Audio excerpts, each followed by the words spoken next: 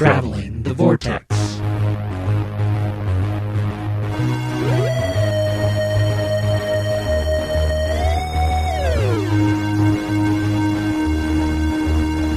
We've joined the Doctor as he travels the Vortex, and grab your coat rack and your chicken vol events. It's episode 271.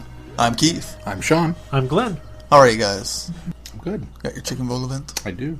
Can I have it? No. Can I have it? I fought off an angry horde earlier today. I'm kind of hungry. Rack, Did you guys have a good week? Yes. I can't think of what I did this week, but yeah, I had a good week. So I just happened to be playing LEGO Dimensions on the 3rd, and it flipped over past midnight, and I just happened to be on the 4th Doctor and realized, oh, I can see the alternate console room. So I finally got to see it. Oh. Yeah, it's pretty cool. I was quite proud of myself that I remembered that it was the 4th. Because I've had it since like Christmas, and I've had like 2 different opportunities at least.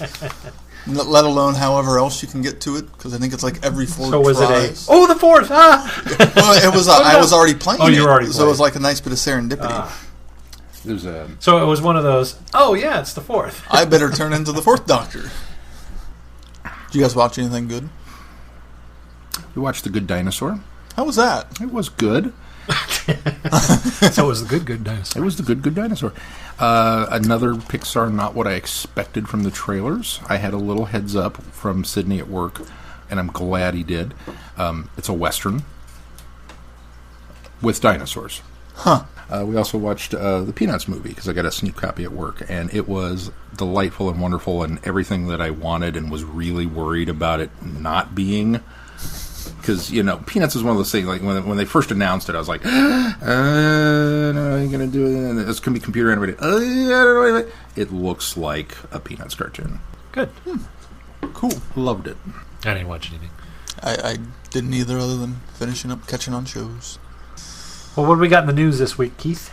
In the news, our friends over at Candy Jar Books have a new book coming out. Big surprise that they're gathering It's all... not the book you think it is either. Yeah. Not the book you think we're talking about here. They're gathering all the short stories and putting them in print for the Havoc Files. So Hooray! we've got One Cold Ambush, One Cold Step, The Cult of the Grinning Man, The Dogs of War, The Fright Before Christmas, and then as an added bonus, the collection includes a never-before-released story, The Accord, written by our good friend Andy Frankham-Allen,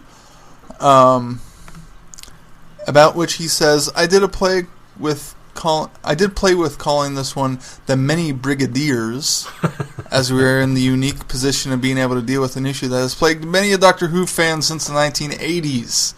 And to break with tradition, this story is set outside the normal Lethbridge Stewart narrative, taking place in 1990, will hopefully prove to be a very different kind of story. Color me intrigued. Yeah. And there will also be a brand new PDF short story with every copy of Havoc Files purchased, called In His Kiss, written by Sue Hampton. So that's very exciting. Yeah.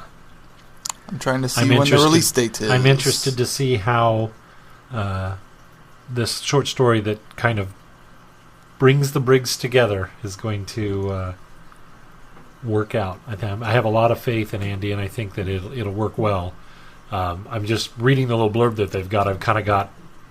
I'm curious how this works, how this all fits together. Yeah. Should I read that blurb aloud? Sure, let's do it. I think we're allowed now. The first half of 1969 was a busy time for Alastair Lethbridge Stewart. Not only did he encounter the great intelligence more than once, and the Dominators and the Quarks, he visited an alternate reality and encountered ghosts on Fang Rock. But that was only the start. Did you hear about his transfer from Libya? Or the mysterious cult of the Grinning Man? What about the alien spheres at London? Or then perhaps that bunker under London? Spheres at Christmas, bunker under London. If not, then this book is for you. A collection of short stories previously only available as digital downloads.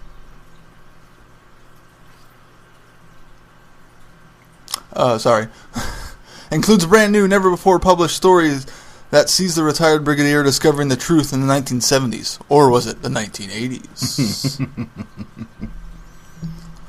If you are interested in the Havoc Files, you better move quickly. It's going to be, at least at this point, a strictly limited edition print run of 300 copies. Ooh. And only available from the Candy Jar bookstore. And then, of course, the new series of Lethbridge Stewart begins in April. I cannot find a release date. For Havoc Files. For Havoc Files. We should give a little tip of the hat to Ben, who in his feedback last week had given a little taste of that this might be coming. So, after talking to... I presume he talked to Andy. Somebody at Candy Jar, anyway. Andy mentions the announcement is Monday, so maybe that's when it goes live for ordering. Yes, you can pre-order it when you hear this. You can go online and pre-order this. But I'm not sure when it releases. I just can't find it. When you pre-order it, it'll let you know. So you better pre-order just to make sure you get a copy, since there's only 300. Also in the news, there was a lot of Big Finish stuff happening this week. The first bit, which... something we haven't quite delved into yet fully, is the Bernice Summerfield series proper. And she is getting a new Volume 3 of the new Adventures of Bernice Summerfield. And it's called The Unbound Universe. So somehow, Bernice Summerfield is going to team up with a rather different third incarnation of the Doctor, first introduced in the Unbound story as Sympathy for the Devil and Masters of War, played by National Treasure David Warner. That was me. I'm really excited. I haven't even listened to the other one yet. I don't care. David Warner. So that's really exciting. I think that's a really cool idea that they're going to try to incorporate the two. I think it'll be interesting if it's Prime Universe Benny, and somehow she ends up in the Unbound Universe. Because I think it would be interesting to kind of cross that and give it sort of a quasi tie-in to Prime by injecting her into that universe. If this is just strictly a Benny from the Unbound Universe, like an alternate Benny, I don't know how I feel about that. I'm sure there'll be amazing stories and they'll be very good. But I'd like to kind of see her bounced into the Unbound Universe in some way, so that this truly is a third series of Benny stories, and it links the Unbound Universe to the Prime Universe. The brief synopsis we get leans that direction. It says, we'll see the universe's greatest archaeologists recruited by the Doctor for a mission to his parallel dimension, where together they set off to explore the aftermath of a disaster that has laid waste to reality.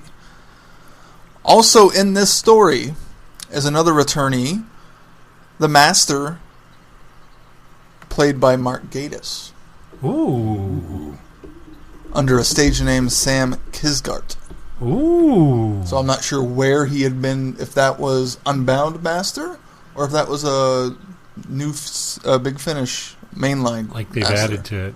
One of these days we need to get the Unbound on here so that we can... Yeah. Find out for sure. Yes. Ooh. Oh, it is, no, I'm sorry. It is for sure the Unbound Master, played by Mark Gatiss. Ooh. So if that wasn't enough, if National Treasure David Warner wasn't enough to pull you in, maybe Mark Gatiss will get you excited for this. David Warner wasn't in National Treasure. The UK's National Treasure. Oh, yes. Yes, he is. So that'll be coming up in August and can be pre-ordered now. And then other Big Finish news. Diary of River Song 2 is a go. Series 2. And it will include Colin Baker and Sylvester McCoy, which is pretty exciting. I personally have listened to Diary of River Song Series 1, and really liked how they handled Paul McGann in it. So I really look forward to seeing how they handle the 6th and 7th Doctors and how they interact. I'm not going to give much of a synopsis there, just because it's kind of long. But then also we are getting a Churchill Years Volume 2. Also out in 2017, Doctor Who Classic Doctors New Monsters Volume 2. So we kind of hoped that we were going to get some more of that, and we are, for sure. Excellent. Must be doing well. Yeah. So all those are coming out in 2017. Big things afoot at Big Finish. Just when you think there's no Doctor Who news or no Doctor Who to listen to until 2017, there's plenty out there. Yep. Thanks to Big It's Finish. Continuing to come. And that's it for news. All right. Let's move on to feedback then. Our feedback comes from Ben. Ben writes, add on to my last feedback if it's not too late. Well, Ben, it is, so we just saved it for this week. Here it is. I finally finished The Crooked World. Yep, you heard right. One of the earliest book club selections. At the time, I quit after one chapter because its cartoonishness was just too much for me. It stayed lingering in my reading list in Goodreads ever since.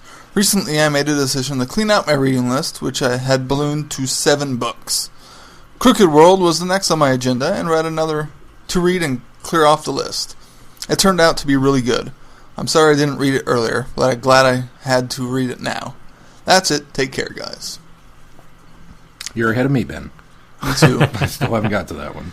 I'm not sure if this was also one of his books, but he told me that he sat down and read the novelization of Horror of Fang Rock in one go. Oh, wow. And thought of Andy the whole time reading. Someday we'll have to put that on the Yeah, I bet that's a schedule. really good one. That'd be fun. As soon as they're available again, we'll throw it around. I think Crooked World was the first book that I reviewed when we were doing individual reviews on this program, probably 4 years ago. Yeah, I think so. So it's been that long since I've read it, but it became a book club book later. Yeah, I thoroughly enjoyed that one. So, all right, well, let's excellent. Move along. All right, we shall move on to our review of Frontios. An irresistible force draws the TARDIS to the barren surface of Frontios, where in the far future the last surviving humans cower amongst the ruins of their wrecked spacecraft. Under constant threat from lethal meteorite bombardments, few of the doomed colony members realize that the ground of Frontios itself opens up and devours the unwary. Not permitted to assist, the Doctor attempts to leave, but is thwarted when the unimaginable occurs. The TARDIS is utterly destroyed. All the while, burrowing undetected below the planet's crust, sickening alien parasites prepare a gruesome and final fate for all humanity. I don't usually do these, but I feel like I have to do this one to kind of flesh out how I felt of this story. This was a dun dun dun, because I really like the ending of this. I like the finale and the wrap up of this was quite clever, I thought. I say clever. I should say fun and enjoyable is what it really was. They didn't really reach outside the bounds of any sort of thinking in order to wrap it up, but it kind of went a direction I didn't expect. I could see that. I found this one overall fairly enjoyable. There was a bit in the... I have this problem with most Peter Davison stories is they're slow to start for me. And then once we get to the first cliffhanger and into the kind of the rhythm of the story, it starts to pick up and I start enjoying it more and more kind of progressively throughout the story, usually with Peter Davison stories. So when it's a 4-parter, it really starts ramping up, and I, like you, really enjoyed the conclusion. But the epic first cliffhanger was amazing.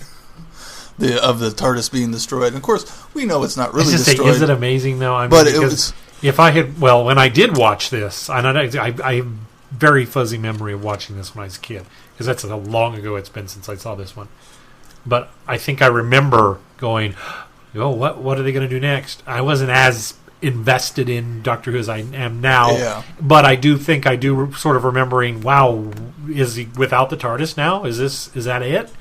And then, but knowing that now that he gets it back. Well, exactly. I mean, but the fact that they did also actually destroy it.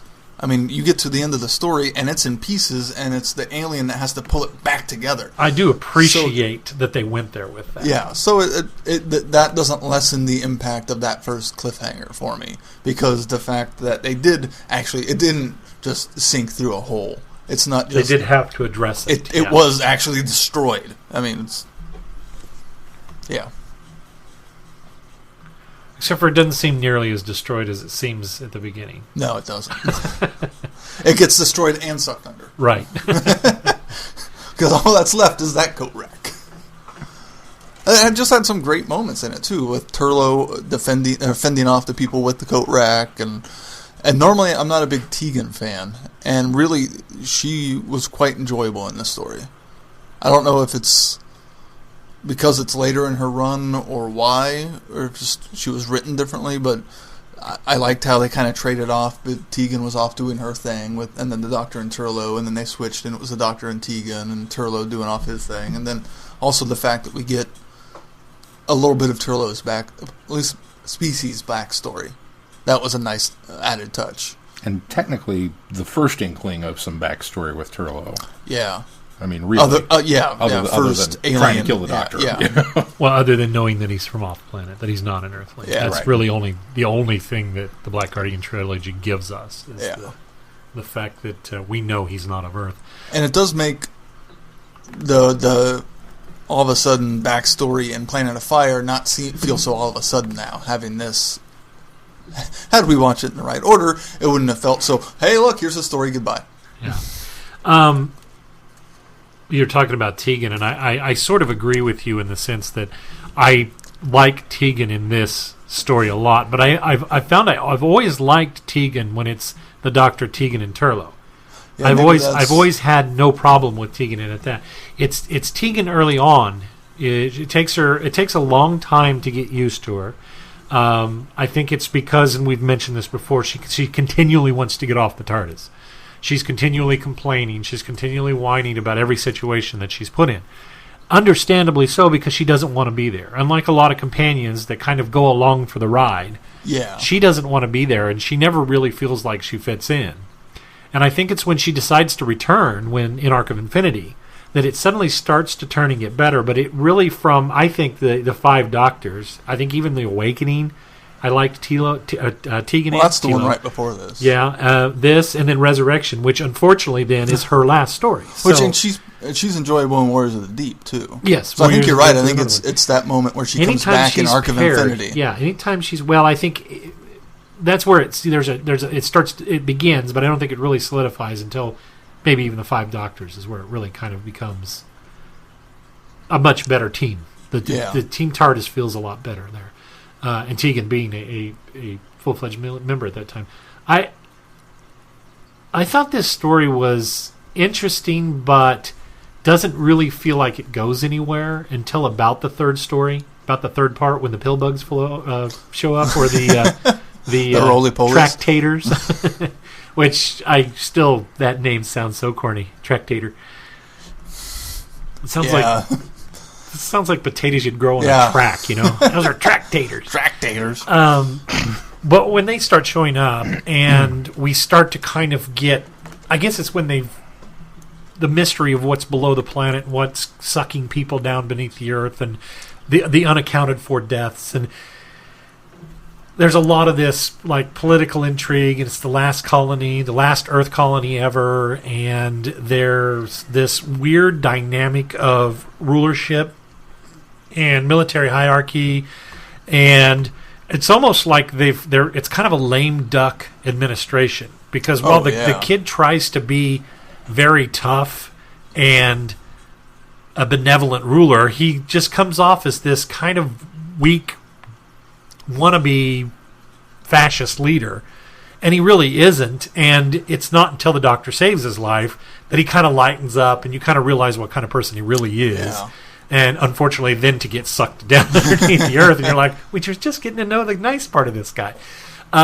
So it kind of middles along there for a while, and it's the politics above the surface is what's kind of meandering. I never get bored with it because it still continues to interest me and draw my attention. So So it never gets boring, but it's kind of there. It's kind of okay. I'm enjoying the little fun bits, like when he sends Turlough and Tegan. Turgan. That's one companion. Yeah. Tegan and Turlough off to get whatever the things were that he needed from the TARDIS, and they can't get past the door because it's been pretty much welded or squeezed shut. They come back and they have that little moment, the little joke, and I don't remember how it goes. You guys remembered how it went about. You can't get through the door. Did you bring the stuff? No, of course it's behind the door. Yeah, there's little lines like that in this that make it quite enjoyable. And they're just fun little quippy lines. But it really isn't until they get down and start investigating the tractators. And what was the main guy, the main tractator's name? The Gravis. Gravis, yeah. So it's not until that starts playing out that it really starts to get interesting for me. And then, like I say, I think it kind of ramps up from there. And there are other great moments in the beginning of that, too, where the Doctor's playing Tegan off as his android. Excuse me. And he's like, yeah, she's not that great, and she's got a weird accent, but, you know. It was just, there was a lot of nice humor in the beginning part of it, which was needed to balance out kind of the gruffness and the political maneuvering going on. I think those little quippy, humorous moments maintain throughout the entire thing, too. Yeah. So while they're kind of supporting the story early on, they're a bonus to the story later on. This almost feels like a different Fifth Doctor than what we get through most of Peter Davison's run. Because the first instance of the Doctor showing up in the story is some very loud hammering coming from behind the wall, which is either him rummaging through a closet, fixing something, or, as I like to believe, bludgeoning Chameleon to death. Off camera. Which is why Chameleon's not in this story. Because chronologically, he should be. Maybe he's trying to fix Chameleon. Sure, we'll go with that. Clang, clang, clang. There's only a couple more episodes after that he shows back up. Well, you notice, you weren't on Friday Night, but you noticed about 2/3 of the way through, I went, wait a minute, where's Chameleon in all of this? It wasn't too long after it exploded or was destroyed. There's apparently a fan theory that Chameleon was disguised as the coat rack. Yeah, I saw somebody tweet that back at me, and I thought, okay. But that means they left Chameleon then at Frontios with the Maybe they went and got the actual coat rack and swapped them out real quick. Well, he said we had another one somewhere. We'll have a pair. But, I mean, the first line the Doctor gives is, "You're not hat people, are you? Hats for wearing. No? Okay, we can get rid of it." And it's very out of left field for the Fifth Doctor. It's not something that, it almost feels more like a Fourth Doctor remark than a Fifth Doctor. In that respect, it kind of comes across as it's almost like a last bit of house cleaning from the Fourth Doctor's era to me. Yeah, because the coat rack was always there. The hat rack, I suppose they're calling it, was always there. The scarf and the hat hung on it.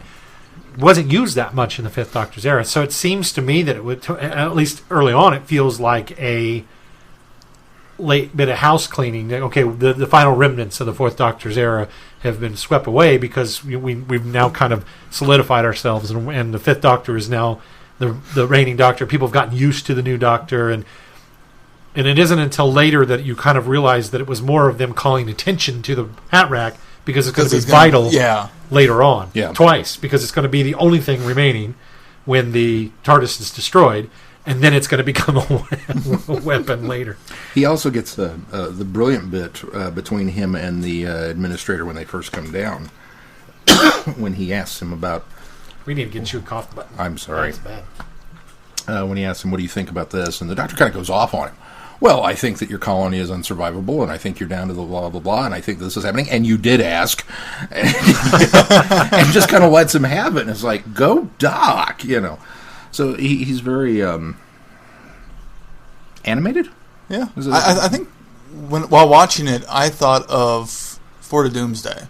Yeah. It feels almost more like that Doctor that kind of starts off and then kind of mellows out, apparently, and is running and ramps back up kind of near the end. Well, and it's interesting that there's only two companions in it. Yeah, that's true. That we're not dealing with Adric. We're not dealing with the addition of Nyssa and the other two. I mean, we just have two. And that maybe that really does play into his ability to, manage things a little bit better. Interestingly enough, with the destruction of the TARDIS... the producers apparently intended to remove the TARDIS from the show completely. Really? That was all done on purpose, and they were going to create the impression that the Doctor and his companions were stuck at the end of the universe. But when the Gravis repaired the TARDIS, the idea was scrapped, and they never went back to revisit it. Now, I don't know how that would have worked, because obviously the producer commissioned the script to be written, and maybe he gave him just enough to say, we want you to not destroy the TARDIS, we want to get rid of it. And the writer, being the writer, went, well, obviously I have to return to the status quo at the end of the episode, so... Okay, yeah. I got rid of it, and they were all excited. And then the final part came back in, and they went, oh... well, okay, we'll just do it. It was such an important part of the story, too. Well, and that's a kind of a cool back behind the scenes, but it's with the Doctor being so insistent that we can't stay here, we need to leave. Yeah. It's important to have that TARDIS taken away. Yeah. That seems inconsequential, in my opinion, because it doesn't feel like it was ever meant to be an end. And the TARDIS being destroyed becomes an integral part of the finale of it. So it sort of, while that might be true, it sort of is inconsequential to the fact that it doesn't matter, because that was part of the story. So it wasn't like they said, okay, this is a way to get rid of it, and then decided, well, no, we kind of want to keep it. It doesn't work that way. Yeah, it seems strange to me, too. But I was real excited with the first part of this. I kind of go the reverse of Glenn's feelings. Like, the first episode, I think, is really strong, and it sets up what feels like is going to be a great story. And then it just kind of begins to meander in the politics up above, and you get the standard tropes of there's the military mindset of this guy who's not going to play ball with anybody, and here's the scientist, and here's the, this person, and then we've got this underworld threat that's going to cause all kinds of havoc, and they play out their parts, and it just kind of becomes a kind of standard Doctor episode. I was a little bummed by that, because it was, based on the strength of the opening, and Peter Davison being Peter, Davison from Fort of Doomsday, it was like, all right, cool, we're going to get something new. I had not seen this one before, so it was kind of all new to me. The only thing I really knew about it was that the Brainy Specs apparently featured fairly heavily in the episode because they were on the cover of the DVD. Yeah. Which I did not buy, and now I kind of wish I had, just to, cross it off the list. But when I mentioned this earlier, and I feel bad saying this, so bear with me here a moment. I like Peter Davison. I really genuinely do. I find the more Peter Davison episodes that I watch, I'm not enamored with the episodes that he's in. And I don't know if it's the time or the Team TARDIS or just what was happening with the show, that they're watchable. Don't get me wrong. I mean, a couple of them are really, really good. They're watchable. But they just don't seem to grab me for some reason. And I think part of it, if you had Tom Baker in this episode, the charisma that he exudes on a normal basis, I think would be enough to overcome some of the shortcomings with either script or monster design, because the tractators are laughably bad. I mean, see, I disagree. I really liked the design of the Really? tractators, and I think that they were, for being bug-eyed monsters, they were far above and beyond a lot of the stuff we got through both the third and fourth Doctor era as far as alien design. Now you could argue that I keep calling them a pill bug, and you could argue that they're anthropomorphized, but I really thought the design was kind of inspiring. The faces are a bit plastic and unmoving, but I think that because of the limitations that they had at the time, that's the most excusable thing. So I was actually quite pleased with the design of the monster. That's interesting, because I mean, they just, they kind of look like, I guess, pill bugs as well. I was kind of thinking cockroaches, but. Or kind of have that roly-poly back. Yeah, the segmented back on them. I guess for anybody that is from up north, crawdads maybe know, is a. Oh, I don't know. They don't look like crawdads. Because they had kind of the flared base. A little bit, maybe a little bit. But if anybody doesn't know what a pill bug is, I think in the north they call them roly-polies, or maybe I have it flip-flopped. But so they're one and the same. Okay. They are the one and the same. Sorry. Depends on the region you live, and I grew up in the South. Well, no, I didn't grow up in the South. I grew up in the southern part of this state. We called them pill bugs. We also called fireflies lightning bugs. So they are lightning bugs, and I've always known them as roly-polies. Tuck and Roll from Bug's Life. Oh yeah. I knew what he was. I just never heard them called as a pill bug. But I don't know. I was impressed that we got as many of them as we did. Yeah. And I was impressed that we got as many uniforms as we did. Because I keep wanting to say military presence, and it's not. It's well, it is the colony. Yeah, it's expedition. more of the hierarchy. Yeah. They were. It was a sharp outfit, the gray with the red, highlights, and it was a good looking uniform. Clearly, they didn't have a printer though, because they wrote the numbers. Yeah, they wrote the numbers. But there were a lot of them. There was a lot. There were several scenes taking place out in a little courtyard area that it's like, dude, that's a lot of costuming going on there. Well, when you the look fact at that there was that many cast members in it. It was a large group of, even though some of it was non-speaking roles, there was a lot going on there. So that was impressive. The design of the monster, I just was going, it just didn't do it for me. But especially for being what a fantastical threat with their gravity waves that almost was. And I think that's another part of it. I did like the idea of what they were trying to do. Also, is they were burrowing to move the planet itself. That seems a very new series idea. That it's kind of nice to have that tie-in. Nope, that was the new series idea is actually an old series idea. Well, the Daleks did that, and they were going to hollow out Earth and put engines in it and drive it around. Yeah, that was Dalek Invasion Earth. That was way back. That's why I brought that up on Friday night, too. That's right. Where have you heard this before? But you were thinking I was future. Thinking forward, yeah. I guess it's just a nice recurring theme in Doctor Who, moving planets. Because Telos does the same thing, but they don't say how Telos right, moves. They don't explain how they're moving Telos. Mondos. Sorry. Actually, Spare Parts kind of... Yeah, they explain it there, but not on television.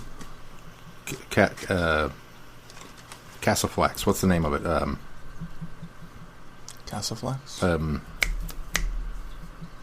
Pirate Planet. That's right. Yeah, that one moves too. Yeah, that one moves too. It goes and eats the other planets. I know what you're talking about.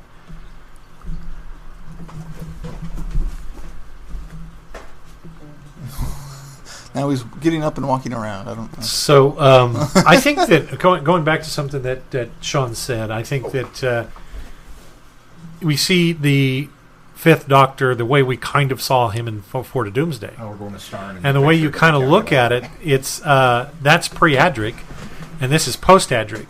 And I sort of wonder if we get the type of Doctor that we do between the Earthshock story and maybe to this point. I think he was even kind of lightening up, I think, before this story as well, or returning to that kind of Fifth Doctor that we enjoyed in Fort of Doomsday.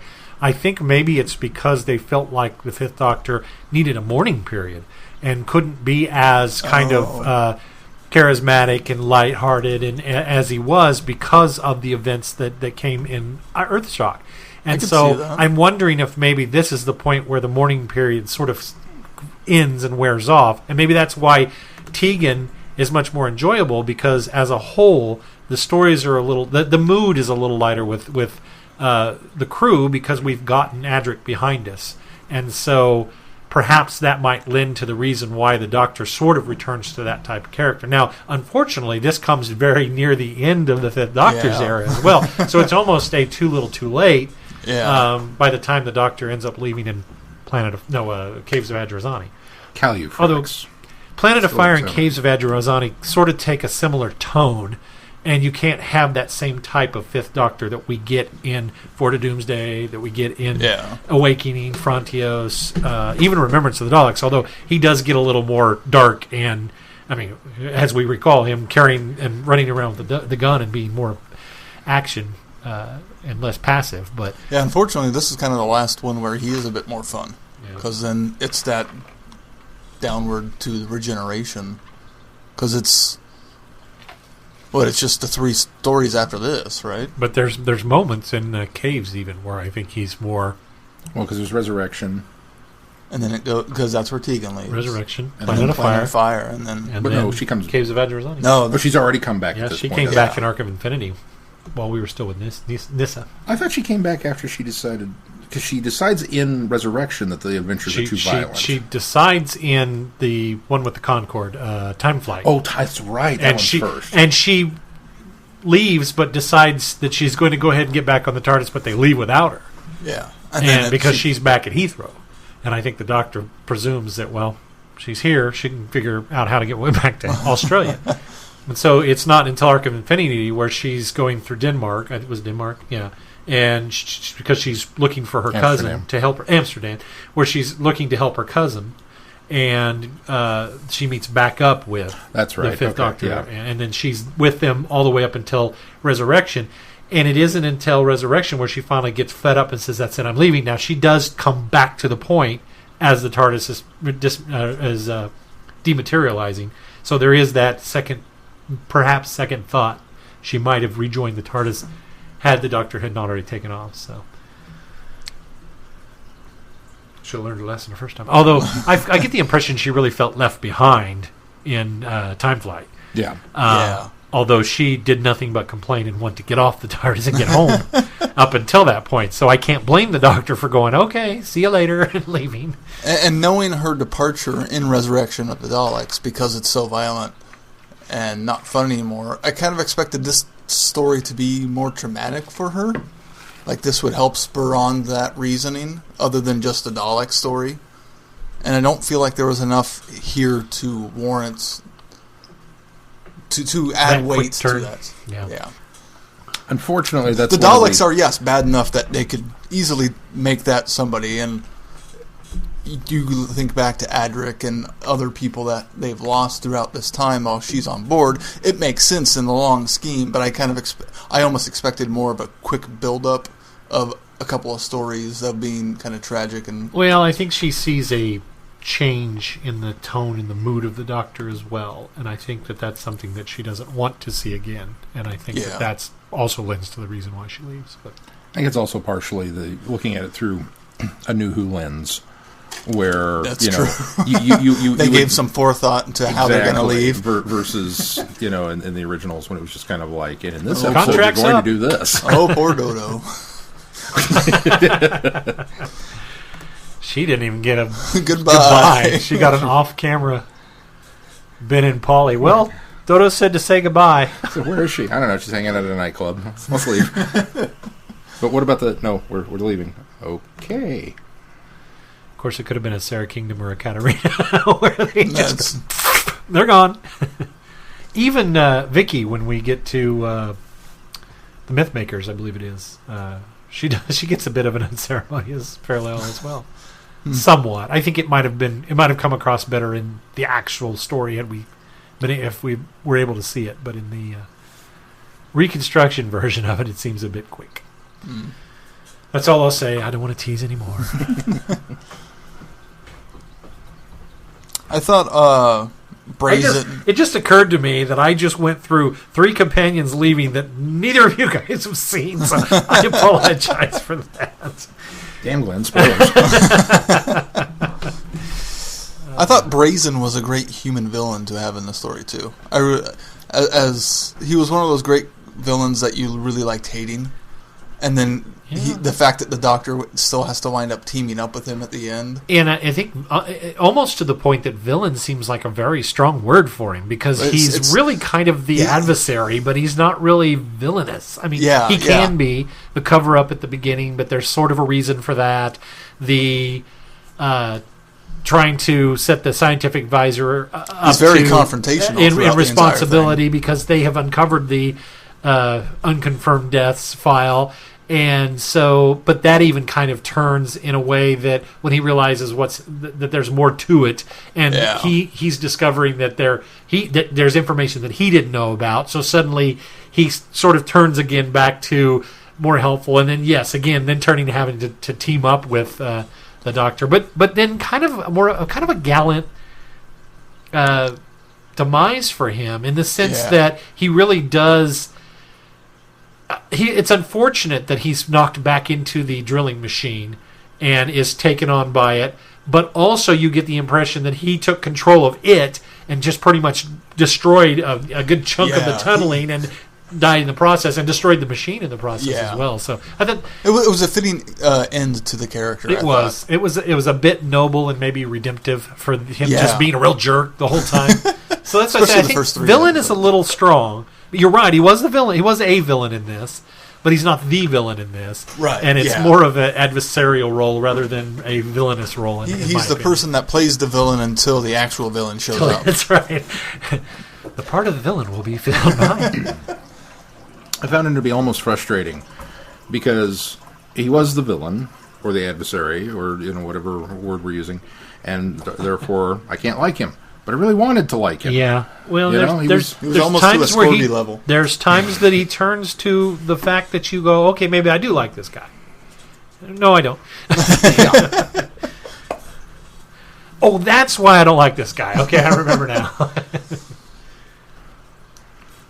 And the actor playing the role just kind of he almost stole every scene he was in because he was doing such a good job with the character. Yeah, he's almost on the verge of scenery chewing, but he rails it back just enough that you don't get that impression. Yeah, but you can kind of see that there's some potential that it could have. Yeah, my buddy James and I actually had a discussion about that recently, and I don't know if it's because as an English actor growing up in England and going to school in England, you are surrounded and impermeated with Shakespeare.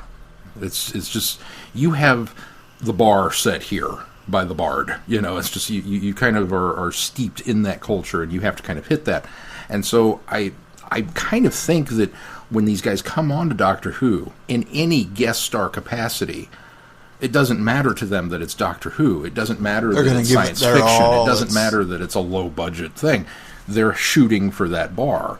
Versus a guest star that maybe comes on to an American science fiction show and kind of goes, I'm here to do this. Because any of these guys, if you go back and watch any of these little guest stint performances of I am the pseudo-villain, or I am the this, or I am they have the conviction of saints behind them that what they're doing is right. Every single one of them in just about every episode we've watched has been committed. Just into the cause. Some too committed. Some do result to scenery chewing. They push it to the other direction. Let me take it one step further, because I don't know that it's specifically Shakespeare, because I think a lot of British playwrights write their villains in this way. And I think Shakespeare probably did it best, or maybe emphasized it most. But I think that it's that. I think a lot of British playwrights write that similar style of villain, the very scene chewing villain. However, I don't know that that's 100% of why that is the case, as much as it is that pantomime is very popular over there, has been for many years. And in pantomime, which is primarily children's shows that are done around Christmas time, that is very much in style of the villain. You go in and you're very much the heavy villain with the scenery chewing performance. And I think that maybe that's what transfers to, I'm going to be on a children's television program. And Doctor Who is already low budget and rubbery suit monsters, and at least is the perception. Need to elevate everything and so else. I think they go into it with a pantomime mentality as well. And so I think maybe that's what comes across. But maybe that's why pantomime is like that, because of the Bard and other British playwrights. I think you're right. Perhaps I misspoke. I agree with you on the villain part, but it's not just even the guy who played the scientist. Even he brought the A game, and I think it's acting in general, because as we all know, the English are all great actors. That's why they win all the Academy Awards. And it's just, he's English, okay, give him an award. And so I think it's just the fact that that's the culture. That's how it is. It's certainly the culture. What are you doing this week? I'm going to appear on Doctor Who, and everything is. Well, I think a lot of that is the fact that so many of the actors do more stage than American actors do. Right. That's certainly... So they get better acting chops, because it's so much harder to act on stage than it is on screen. Well, it's because it's different kind of acting. It's because you do have to project, and you do have to emphasize, and so that comes across that way. And shows like Doctor Who are shot in very much the same way as a stage play. Well, especially in the classic era, yeah. In the U.S., when they were making television programs, they were shot in very much the same way as film always has been here, because this is sort of the home of film. There, theater is what it is, and so I think you're right. I think they come to it with very much a theater mentality of performance, and so that especially with when it's set up to be like a play on stage. I mean, how many times when watching like the Hartnell behind the scenes stuff that they refer to them more like plays than television. Yeah. Because I'll watch a lot of 60s, 70s, 80s British sitcoms, and they're very much the same way. There's a lot of performance and exaggeration in the characters. Yeah. And yeah, you're probably more specific to what we're hitting on. It's the performance actus of a stage play, and they're so ingrained in that comes across in television as well. Yeah. It's a good point, Keith. I like that. So it circles all the way back around to Shakespeare, because who's the penultimate stage writer and performer? It would be Shakespeare. So you're right, Sean. It's just broader of an idea than that. Yeah.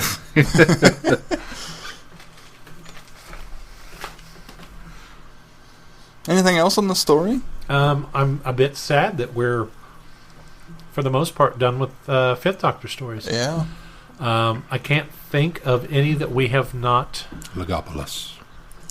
I can't think of any that we have not done, with the exception of Legopolis, which we can't do until... sadly, that starts... Last. And this is my last Turlo story, too. Well, Legopolis and Castrovalva. Televised. We haven't done Castrovalva either.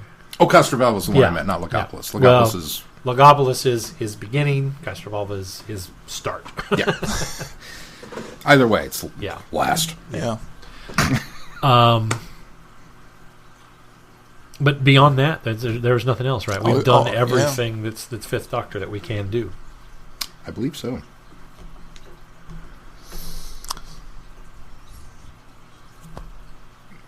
And I said this on Friday Night Who, but I've really grown to like Turlo as a character, and I now want to really go and watch his stories in order to see his growth throughout them, because he has that great bit where he's talking about how nobody expects him to go back down there because he's Turlo, and then he does. So that's just such a great mark of character growth throughout his time on the show that I want to see that progress in order. I said it before on Friday Night Who, and I say it again. I think that you should go back, and I think I'm going to do this now, to go back and now watch Turlo's story from the beginning to Planet of Fire. See it get there. Yeah, from the Black Guardian trilogy all the way up, and before we go meet him at Time 82 in Wichita in October. So we got plenty of time. Yeah. Although, at the rate we watch Doctor Who, we probably ought to start doing it now, just in case. Oh, I can watch it a lot on my own. Well, I think that's what we'll end up doing. Yeah. But I mean, I know that the best laid plans. There is a good chunk of Turlo in there that has to be done before October. Yeah. And if of course, this summer when shows are over, it'll be a lot easier to do that, because there won't have to be a lot of stuff away. Well, for you, not for me, because I'll still be catching up on spring television. Well, I still haven't gone back to finish off my Buffy and Angel rewatch. See, there you go. So I'll mix that in with it.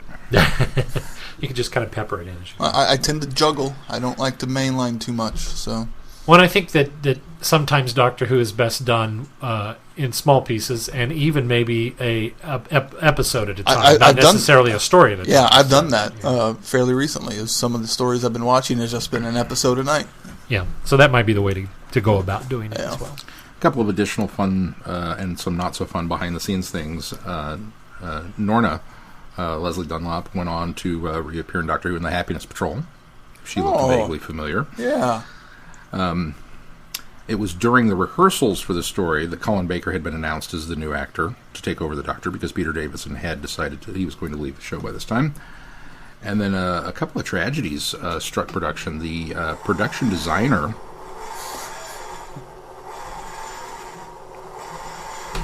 Sorry. Apparently we've landed. We got to start using that for the open.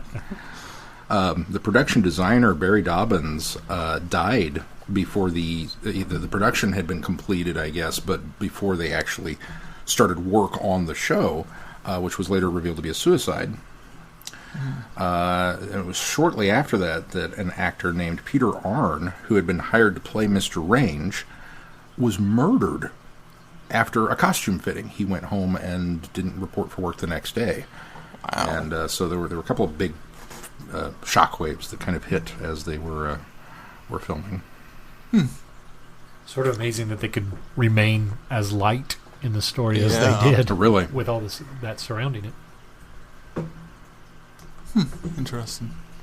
Way to bring it down, Sean. Yeah, well, My turn to do 10 o'clock news.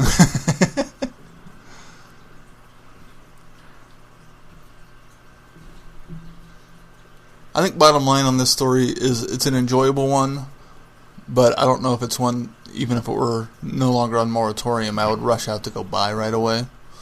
If I saw it at a good enough discount, I'd be like, yeah, I'll pick that one up. I don't think you're going to see that on the discount anytime soon. Not As Sean anytime can soon. attest. That's one of the frustrating things I think about it at this point. Is, now, yeah. You know, would I like to own it? Yeah, absolutely. I want to own all of them. That's one of the reasons. Well, it's not one of the reasons. I can do say own this now one. it is one of the reasons that I put it off toward the end. I do own this copy. one. Well, I do own I think I own it this twice, one. actually. I own it on iTunes, so it's. I've just come to the grips that part of my Doctor Who collection is just going to have to be digital because that's really the only way you can get them at any sort of rate. Unfortunately, you don't get all that great extra material that way either. So. But on the plus side, it's a bit more affordable. It is, yeah. I think I paid $6 for 4 episodes. So. Yeah. It's currently running $49.99 on better Amazon. than I It's jumped up from the last time I checked on it. Although, interestingly enough, they still have one VHS tape copy that includes The Awakening and Frontios for only $30. Oh, on hey, Amazon. well, So hey. it's cheaper on VHS. Dig out the old VHS player. I still have one hooked up, so. The novelization's only $2 for a hardcover. I wonder what That may be what to do. Maybe you should snap that. Just go slip the hardcover editions of the novelization in between your DVDs on the shelf. You could do that with all the missing stuff, There too. you go. Read the book. some of the novelizations are about as thick as the DVDs, too. It's true. Some a little thinner. Although I don't know that all the novelizations were done in hardback, were they? No, not all of them, I don't think. Not all of them. I had a couple. I had Twin Dilemma. I have Day of the Daleks with it's a hardback. It's missing the dust cover, but it's so it looks like just a book with a printed title. That was what it was blue. Yeah, it was white that's how print. mine is. Blue, white print. Actually, I think it's kind of maybe a gold emboss. But all right, anything else on this particular story that we want to talk about? I don't think so. All right. Well, what do we got coming up on the schedule, Sean? Well, coming up on the schedule next week, Friday Night Who on March 11th. We're watching The Hand of Fear. Eldrad Must Live. Yes. Which will set us up nicely for our book review next week, which was the Traveling the Vortex Book Club selection for the month of February. Some of us are still Working on Finishing it. it. we're still working on it, but we're I'm almost done with March's book. I saw you had a really quick update on. It was like bam, drop the mic. Yeah. It's good. It's a quick read, and it's enjoyable. Which I don't think we announced last week because we didn't know it. March's book is what, Glenn? Deep Time Yeah. with Trevor the 12th, Baxdale? Yep, Trevor Baxdale. 12th Doctor and Clara story. It's actually the third part of what are called the Glamour Chronicles.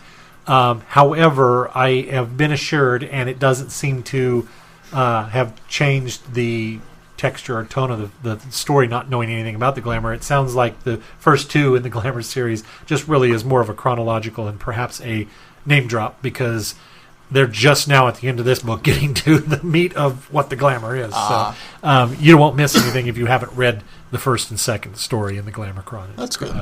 Chronicles. So the synopsis on Goodreads says it ties into the 9th season. Does it tie in pretty heavily other than 12 and Clara? It ties in nicely with 12 and Clara. I can't think of anything. Well, yeah, actually, there's some mentions. There's some mentions of to why Clara experiences things the way she's experiencing them. That's all I'll say. Okay. Color me intrigued. I think I made that sound more interesting than it is. Well, maybe I'll explain it when we review it. There's a drop line about Danny being dead. That's me pointing to my nose and at Sean. So, again, the March book, which you could be reading now, is Deep Time But the review next week is for the February book from the book club, The Drotston's Curse by A.L. Kennedy. Which, you put the T before the S, I think. But yeah, Drotston's Curse. Drotston's Curse. Which now I spelled it right. I'm I can't afraid pronounce it. Now that I've read ahead, I won't remember much about that book. That's the bad thing about reading these so far advanced. But no, I did fine with the Legend of Shieldar. I'll do fine with Drotston's. That's only a week out, so wanted to give some of us poor saps a chance to finish the book. Actually, so the following week we're going to do Day of the Doctor for Friday Night Who, because we love Day of the Doctor, and why not? So make sure you join in, and that for also more reason than that. For more reason than that, I because finally have that on Blu-ray now too. We will be doing Beyond the Doctor with John Hurt and watching 1984. And if you live in Topeka and listen to the podcast, kindly return it to the library so Keith can check it out. That's okay. I found another place I can stream it. So there's that. All right. Well, of course, be sure to support this podcast if you can. We have a Patreon link on our website, www.travelingthevortex.com. On the right-hand side of the page, there is a link to Patreon in which you can become a Patreon supporter. If you're already a Patreon supporter, then we thank you immensely for all of your support that you've been giving this podcast. It does help us to pay for things like servers and space and all kinds of stuff. Well, not space, but space on a server somewhere and our website. I bought a star. That also allows us to bring you great things like some of the things that we do at conventions and interviews and things that we get. It enables us to continue to produce this show. You can also obviously click through some of the support links on the website. Entertainment Earth is an option, and Amazon.com. And please consider buying something from our Spreadshirt show, because Spreadshirt store, because proceeds to that do come back to us a little more so than even Amazon and Entertainment Earth. And you can find us on the various forms of social media, which include Facebook, Traveling the Vortex. You can send us feedback there if you want, or you can send it to us on Twitter at Travel Vortex. Other feedback can be sent to feedback@Traveling the Vortex or on our website. There's a nice little form you can fill out. You can also interact with us on the Goodreads Book Club, as we mentioned. And of course, we do Friday night. We do Friday Night Who every week on Friday night. If you're not familiar with it, we watch Doctor Who every Friday night at midnight and tweet along. So that's a great opportunity. # Friday Night Who. Anybody and everybody is welcome to join us. That's right. All right. Well, if that's going to do it for this week, until next week, I'm Glenn. I'm Sean. I'm Keith. Cheers. Good night, everybody. Be seeing ya. You have been listening to Traveling the Vortex. Doctor Who and all of its associated programs are owned and trademarked by the BBC. No infringement is intended or implied.